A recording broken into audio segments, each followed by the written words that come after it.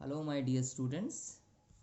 This is our new chapter in English grammar book, which name says is preposition. So, what is preposition? I am going to tell you now. So, let's start with the meaning. Meaning is the words that connects one noun with another noun or any other object in the sentence. Again, the words, कुछ ऐसे words that connects मतलब जोड़ना, one noun with another मतलब एक noun को दूसरे noun से, और any other object in the sentence, कोई अलग ऑब्जेक्ट हो यानी कुछ अलग टाइप के वर्ड्स हो जो नाउन नहीं हो, उनको भी ये जोड़ देता है ना।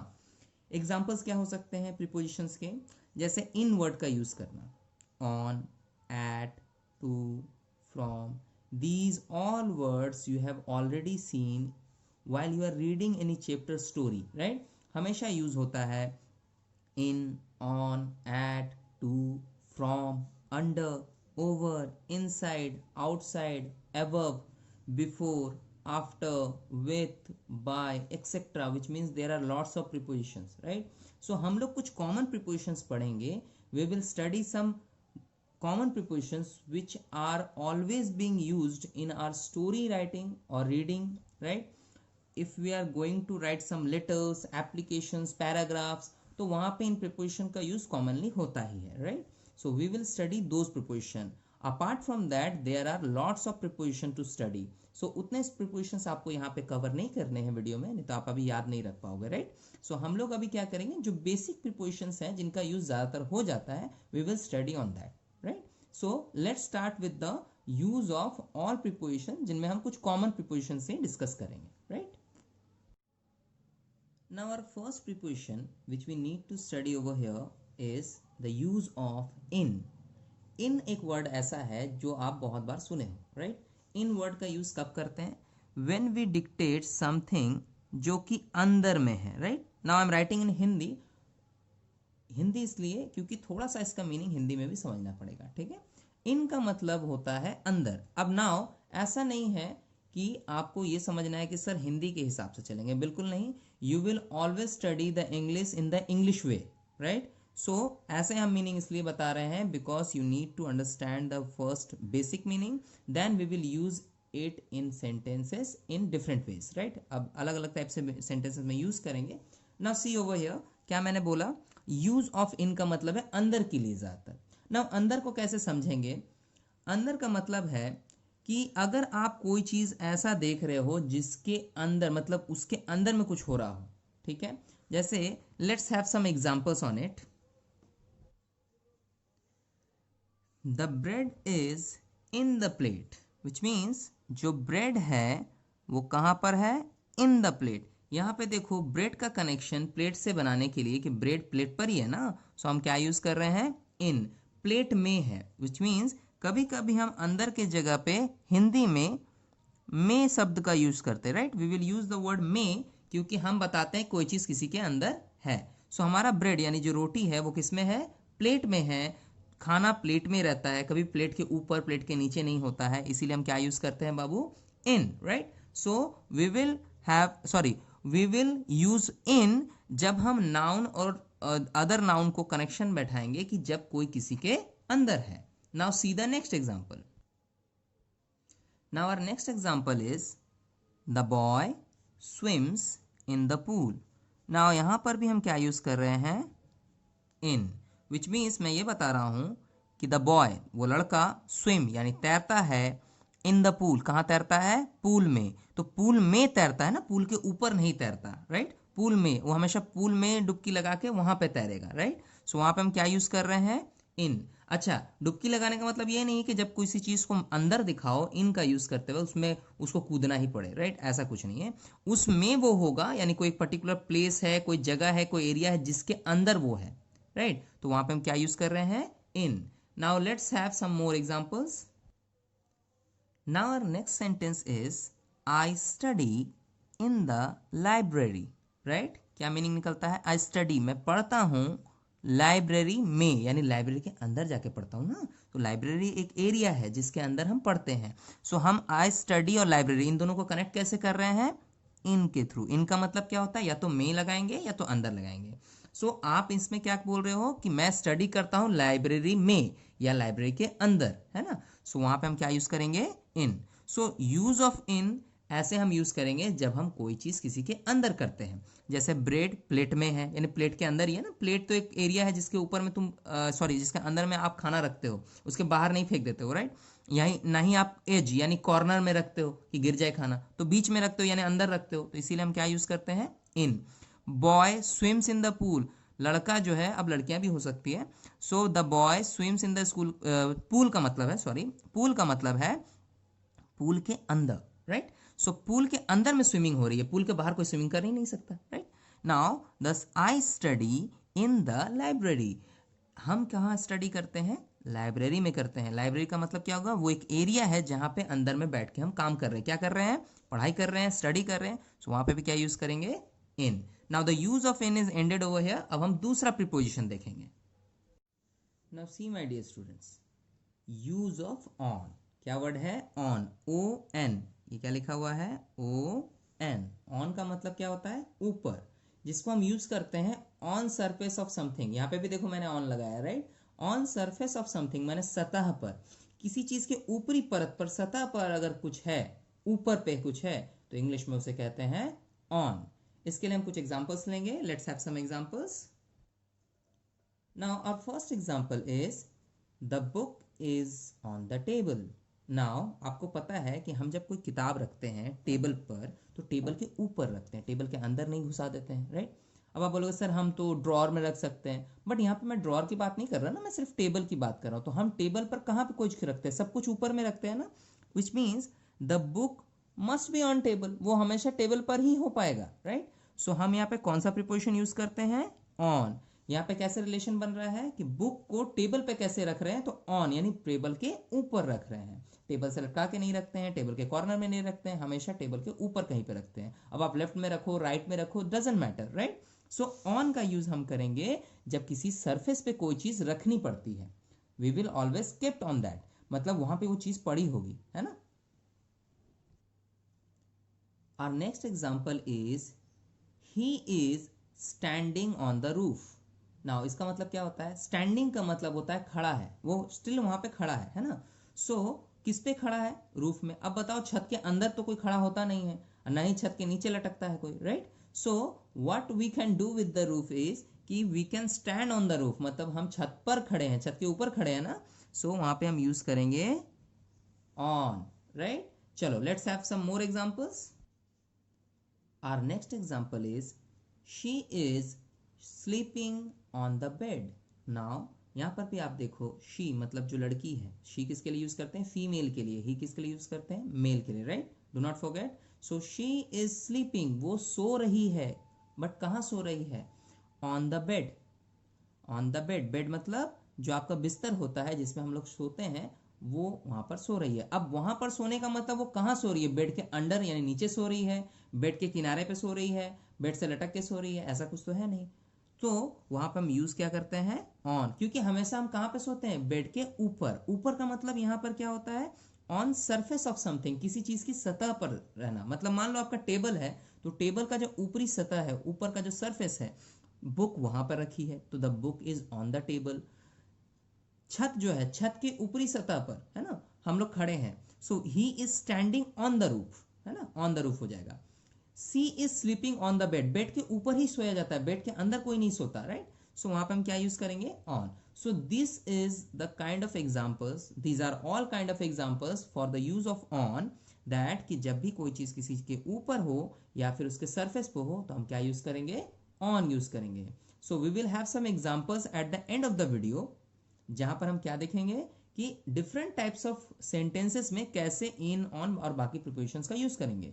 Now back to the video, we will discuss more prepositions on that. So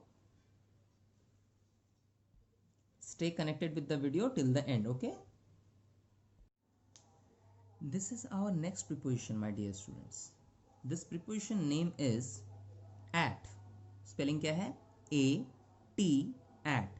Now what is the use of at is a very interesting thing. Now see over here, I have dictated something over here. Any special point और location. Now again any special point जिसका मतलब होता है कोई special point पे कुछ हो रहा है, और लोकेशन यानी जगह पे कुछ हो रहा है, ठीक है। बट इसका जो यूज़ है और भी बहुत जगहों पे होता है, so we will get none of that whether when we are studying this, okay. तो इसमें क्या करेंगे हम धीरे धीरे सीखेंगे, we will gradually go to that point. Now पहले आप देखो एट का यूज़ क्या हम बता रहे हैं, एट का यूज़ है एनी स्पेशल पॉइंट। अब ये स्पेशल पॉइंट क्या है, see some examples my dear students, see my dear students, I will meet you at the railway station. Now यहाँ पे देखो आप कि वी हैव यूज्ड एट, है ना, क्या यूज़ किया हम लोगों ने, एट। एट के लिए मैंने क्या बताया था, एनी स्पेशल पॉइंट और लोकेशन। अगर आप किसी स्पेशल पॉइंट पे खड़े हो, कुछ कर रहे हो, पहुंचे हुए हो, सो वहां पे हम क्या यूज़ करते हैं, एट यूज़ करते हैं। जैसे रेलवे स्टेशन एक पर्टिकुलर जगह है, ठीक है, उसके पास खड़े हो या उसके पास या फिर उसी में खड़े हो तो एट लगा दिए, बिकॉज यहाँ पे हम ये बताना चाह रहे हैं कि आई विल मीट यू, मैं आपसे मिलूंगा eight the railway station, railway station पर, ठीक है। नेक्स्ट एग्जांपल देखो, this is a new example, someone is at your door, कोई आपके दरवाजे पर है।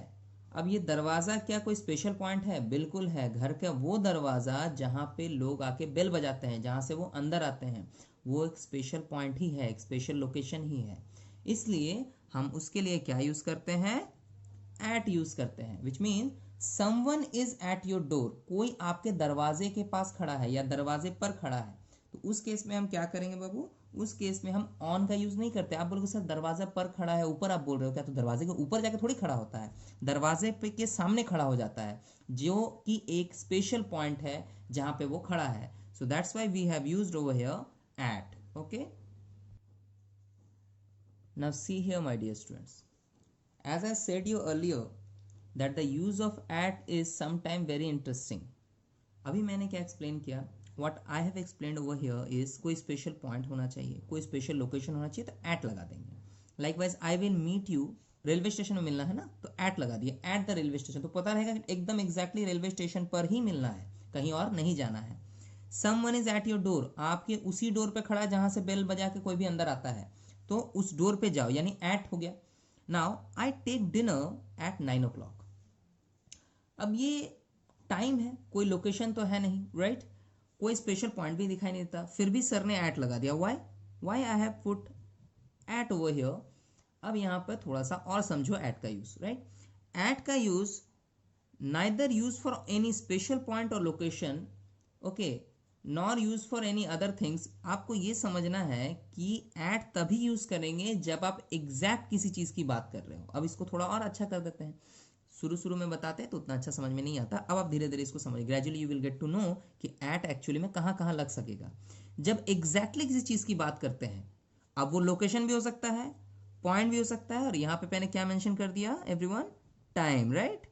मैंने एक एग्जैक्ट टाइम मेंशन किया। बताओ 9 o'clock का कोई ऑल्टरनेटिव हो सकता है क्या, नहीं सर 9:05 कर देंगे, तो वो तो 9 o'clock नहीं हुआ ना, तो मैंने एग्जैक्ट 9 बजे ही डिनर करने की बात की ना, सो हम क्या यूज कर दिए, एट। सो इस तरह से कुछ एग्जांपल्स और ले सकेंगे, देखो see some example, you should come at 3 PM। Now इसका भी मतलब क्या हो रहा है कि हम यहां पर भी टाइम बता रहे हैं, राइट। सो टाइम बताने का मतलब यहाँ क्या हो गया कि हम 3 PM, विच मीन्स हम 3 एकदम 3:01 नहीं होना चाहिए, और ना ही वो 3 बजने में 1 मिनट बाकी होना चाहिए, हम एग्जैक्ट 3 PM ही उसको आने के लिए बोल रहे हैं। So you should come at 3 PM। तो यहाँ पे हम क्या यूज कर रहे हैं, एट। अगर हम एट यूज करते हैं तो सेंटेंस में ये भी एक्सप्लेन होता है कि हम किसी चीज को एग्जैक्टली उसी पॉइंट पर उसी टाइम पर करने के लिए बोल रहे हैं, या फिर उसी टाइम पर वो चीज होगी या हम करेंगे। तो जैसे I will meet you at the railway station, मतलब मैं उसी एग्जैक्ट लोकेशन पर ही जाऊंगा मिलने के लिए, ठीक है, रेलवे स्टेशन, मैं बस स्टेशन नहीं चला जाऊंगा या कहीं और नहीं खड़ा रहूंगा। नेक्स्ट देखो, someone is at your door, वो आदमी आपके दरवाजे पर खड़ा है, मतलब वो एग्जैक्टली दरवाजे के पास ही खड़ा है, वहीं पर खड़ा है जिस जगह पे आदमी अंदर आते हैं, राइट। नेक्स्ट है I take dinner at 9 o'clock। At 9 o'clock का मतलब मैं खाना 9 बजे ही खाता हूँ, वो 9:05 नहीं होता, 9 बजे ही खाता हूँ। अच्छा, स्ट्रिक्टली इतना कोई फॉलो नहीं करता, आप कहोगे सर 9 बजे ही कोई खाता है, बट ऑलवेज वो क्या करता है, 9 बजे ही ट्राई करता है खाने का। सो उसका एग्जैक्ट टाइम क्या है, 9 बजे। You should come at 3 PM, again I have mention time, जिसमें हम क्या बता रहे हैं कि आपको हम आने के लिए बोल रहे हैं, यू शुड कम, तुमको आना चाहिए कितना, एट 3 PM। ठीक है, इसमें और कुछ एक्स्ट्रा जोड़ सकते हैं फॉर द क्लासेस, मैं क्लासेस के लिए उसको बुला रहा हूँ 3 PM। अब आपका अगर स्कूल 9 बजे खुलता है, 10 बजे खुलता है, तो आप तो 10 बजे ही जाओगे ना, ऐसा तो नहीं है कि 8 बजे से जाके स्कूल में बैठे रहते हो, तो एग्जैक्ट टाइम पे हम पहुंचते हैं। हाँ, इफ वी आर लेट तो वहां पे हम 5-10 मिनट्स आगे पीछे करते हैं, राइट। सो एट का यूज क्या क्या हो गया, अब हम थोड़ा सा इसको और डिस्क्लोज कर देते हैं my dear student. At specific time, point, location, इसके लिए हम क्या यूज करते हैं, एट यूज करते हैं। एट किस लिए यूज करते हैं, फॉर स्पेसिफिक टाइम, पॉइंट या लोकेशन के लिए। So the use of at आपको समझ में आ गया। हम लोग कुछ आगे एग्जांपल्स करेंगे जिसमें different types of sentences practice करेंगे, डू नॉट वरी। अभी आप लोग क्या करेंगे, अभी हम लोग सिर्फ स्टडी करेंगे कि इनका यूज कैसे होता है, right. So we will now move on to the next preposition.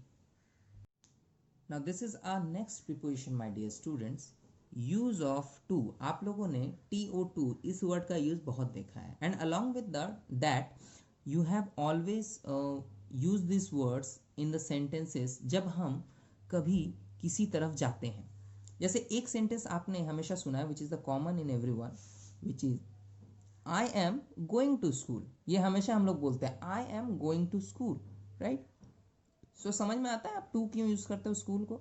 देखो, the first use is for direction, पहले आप दिशा बताते हो। टू में क्या बताते हो, हम किस तरफ जा रहे हैं। इसका मतलब if I say I am going to school, तो मैं स्कूल की तरफ जा रहा हूं, मेरा लोकेशन क्या है, स्कूल है, तो क्या लिखा है मैंने, किसी दिशा में जाना। अब दिशा में जाना तो है, तो क्या इसमें दिशा में जाना मतलब चलते जाना है, नहीं। अब यहां पे एक चीज हम ऐड करेंगे, किसी दिशा में जाना, लोकेशन और डेस्टिनेशन, जिसे मंजिल कहते हैं, इज फिक्स्ड। इस चीज को आप याद रखना, ये बहुत काम देगा, right. So what I have told that किसी दिशा में जाना, विच मीन्स लोकेशन और डेस्टिनेशन आपका फिक्स है, आप कहां जा रहे हो, ठीक है। Let's have some examples. Our first example is the common one, जो अभी मैंने डिस्कस किया, I am going to school. हम जब भी स्कूल जाते हैं तो हमारा डेस्टिनेशन, लोकेशन फिक्स होता है ना पहले से, कि हम स्कूल ही जा रहे हैं। ऐसा तो नहीं कि स्कूल जाने के बहाने कहीं और चले जाते हो, राइट, ऐसा कुछ नहीं है ना, ऐसा नहीं करना। Now I am going to school, which means to use करते हैं। टू कैसे यूज किए, मैं जा रहा हूं, if I skip this part, छोड़ दो इस पार्ट को, ठीक है। सो आई एम गोइंग का मतलब क्या निकलता है, मैं जा रहा हूं। लेकिन जब हम ये बता रहे हैं कि आई एम गोइंग समवेयर, तो कहां जा रहा हूं, स्कूल जा रहा हूं, तो हम जिस लोकेशन में जाते हैं उसके लिए क्या यूज करते हैं, टू। यानी टू का एक यूज अभी हम क्या सीख रहे हैं, for direction. There are lots of use, हम अभी पहला वाला सीख रहे हैं, फॉर डायरेक्शन, यानी किसी दिशा में अगर आप जा रहे हो, तो किसी दिशा मतलब जहां पर लोकेशन और डेस्टिनेशन आपका फिक्स है, ठीक है। एक और एग्जांपल देखो, यू वेंट टू कोलकाता, क्या मतलब निकलता है इसका, यू तो मतलब चलो तुम है, वेंट जो है वो गो का पास फॉर्म है, ठीक है। The second form of verb is went, go का वेंट होता है, जैसे गो वेंट गॉन, तो मैंने लिखा है वेंट। वेंट का मतलब तुम गए हो, गए हो मतलब तुम जा चुके हो, मतलब वहां पे गए थे अब वापस आ गए हो, वैसा कुछ। Now you went to Kolkata, अब कोलकाता तो एक डेस्टिनेशन है या फिर लोकेशन पकड़ लो, यानी आप किसी पर्टिकुलर लोकेशन यानी प्लेस पे जा रहे हो। तो हम क्या बता रहे थे, जब आप किसी डायरेक्शन में जाते हो जो एक लोकेशन है, फिर से सुनो, जब आप किसी डायरेक्शन में जाते हो जो कि एक लोकेशन है, सो हम वहां पे उस जगह को कनेक्ट करने के लिए क्या करते हैं, टू लगा देते हैं। तो इसी के साथ एक और एग्जांपल देखो, he is coming to me. Now he is coming तो आपको समझ में आ रहा है वो आ रहा है, भाई किधर आ रहा है, टू मी। अब बोलोगे सर ये कौन सा सेंटेंस है, टू मी मतलब क्या, मेरा आ रहा है, मेरी तरफ आ रहा है। अरे बिल्कुल आ रहा है, क्यों नहीं आएगा। अरे बाबा, अगर मैं बोलता हूं लोकेशन डेस्टिनेशन फिक्स है, देखो लोकेशन का मतलब होता है बाबू एरिया, डेस्टिनेशन मतलब आपको जहां पहुंचना है, आप कहीं भी पहुंच सकते हो। सो वो आपकी तरफ आ रहा है, उसका डायरेक्शन किस तरफ है, आपकी तरफ है, तो आप ऐसा बोल सकते हो, he is coming to me, वो मेरी तरफ आ रहा है, मुझसे मिलने आ रहा है ना, तो टू मी भी बोल सकते हो। वहां पे ये लिखने का जरूरत नहीं, he is coming to meet me, इतना लिखने का जरूरत नहीं है। He is coming to me मतलब वो मेरी तरफ आ रहा है, वो मेरे पास आ रहा है, ठीक है।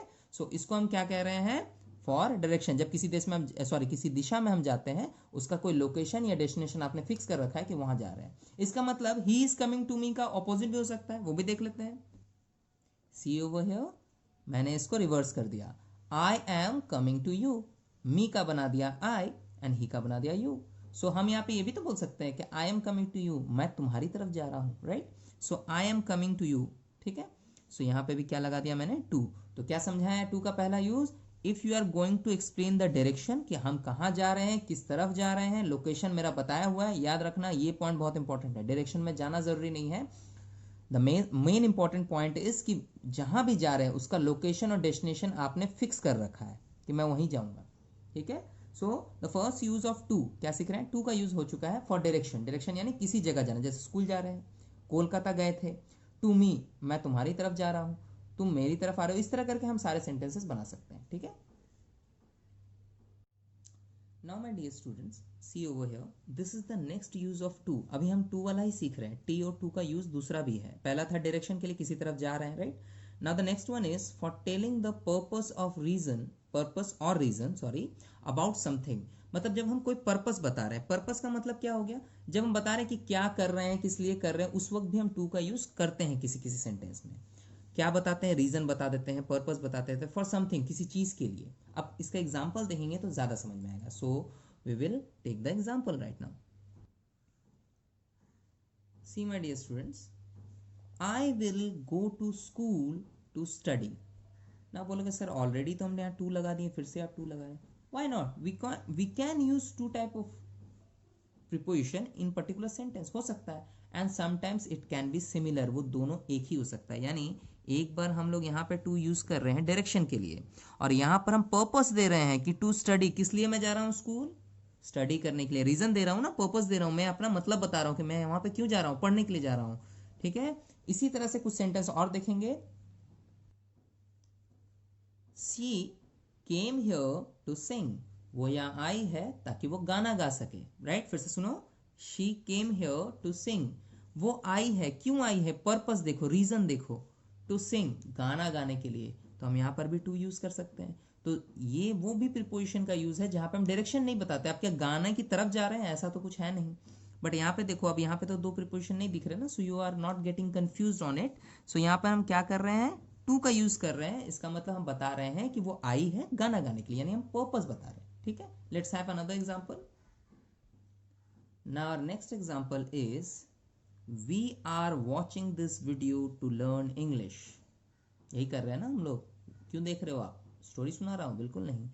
क्या कर रहे हैं, हम पढ़ा रहे हैं, राइट। सो आप लोग ये वीडियो क्यों देख रहे हो, सो बोलोगे, आप क्या बोलोगे, सर को क्या बोलोगे, we are watching this video to learn English. हम ये वीडियो इसलिए देख रहे हैं ताकि हम इंग्लिश सीख सके। तो what is the purpose of watching this video is to learn English.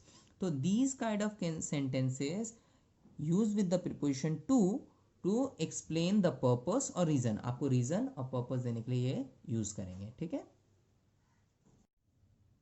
Now my dear students, I am going to show you some more use of in, at and on. Now we have already learned how to use the preposition like in, at and on through some example sentences, but now we are going to study some more words where we can use in, at, on instead of that particular sentence which I have just discussed earlier in this video. Now see over here, with days we use on। जब हम days की बात करते हैं, यहाँ पर days का मतलब है the days in a week. क्या कहते हैं उन्हें, from Sunday to Saturday, which means Sunday, Monday, Tuesday, Wednesday and so on till Saturday. जब तक संडे से लेके सैटरडे तक हम डेज की बात करते हैं, और we always use on before that day word. इसका मतलब जब आप मंडे बोलोगे तो ऑन मंडे बोलोगे। I am going to school on Monday, हम वहां पर ऑन लगा के बोलेंगे, ठीक है। We have a plan to go for a picnic on Tuesday, इस तरह से हम on लगाएंगे, right। now the next one is with year। now year क्या चीज है, अगर किसी year का नंबर या नेम है तो आप वहां यूज करेंगे in। we will use in before that particular year, but there is a note about it, if there is a particular full date, likewise your birth date। अगर आपका जन्म 5th of September 1946 में हुआ है, अगर आपका जन्म 9 अक्टूबर 1990 में हुआ है, तो ये एक फुल डेट दिखाई देता है, राइट। तो फुल डेट के साथ हम इन यूज नहीं करते हैं, so remember on that. Now again year रहेगा तो इन यूज करेंगे। वी गॉट इंडिपेंडेंस इन 1947, क्या कहेंगे? We got independence in 1947। Okay, so ध्यान रखना है इस बात का कि जब भी ईयर होगा हम इन की बात करेंगे।